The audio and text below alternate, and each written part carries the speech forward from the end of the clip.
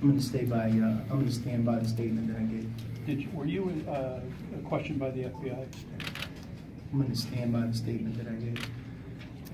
What responsibility does a head coach have of knowing kind of what's going on in his program with situations like this? I'm going to stand by the statement that I gave. Sean, when young coaches talk to you about wanting to get into coaching, do you have frank conversations with them about the amount of pressure that they could be under? You know, college basketball, you talking about coaching college basketball? Yeah. Where coaches are paid a lot of money to win games. You know, I think there's different pressure. You know, sometimes there's pressure to put food on your table. You know, there's pressure that, you know, in a manual labor job, blue-collar worker gets injured and doesn't have anything to fall back on. You know, college basketball has always been, and I think will continue to be, about the kids. That was the reason that I wanted to be a coach. I was a student athlete at one point at the University of Pittsburgh, and to be able to teach these guys, love them, coach them hard. In some ways, I think it's the best classroom that any of them could have, no matter how bright they are academically, because it's an opportunity for them to blend with different race, different socio-economic backgrounds, diversity of people, learn to sacrifice, play the team sport. So I think those are the fundamentals of college sports, really sports in general, and you know, I try not to lose sight of that. That's what I would tell somebody who would ask me about being a college basketball coach. Do you think on that same note, you know, that some of those kids feel pressure to help their families, to ask for money when they're being recruited? I'm going to stand by my statement.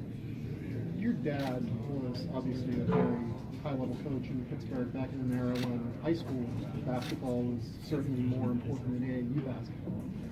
What do you think of the way things have changed in regard to the grassroots and youth development of basketball?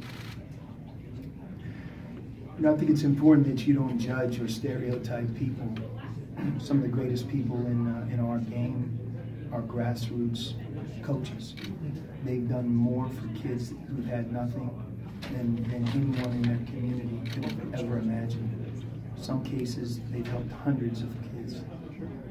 They've helped them from really tough backgrounds, gave them an opportunity to get a free education and a scholarship. There's certainly great high school coaches as well. My dad, he's one of them. But in both cases, there are some coaches who are better than others, whether you're a travel team coach or a high school coach. You know, people are people, and that's what sports really teaches you. You just can't, you know, cast the net that wide and just say everybody who coaches outside of the high school isn't a good coach or person. That's the furthest thing from the truth. I think that any college basketball coach can tell you that. You guys have an exceptionally talented roster with a lot of potential. How did you guys go about addressing this situation to your team and then moving forward from that?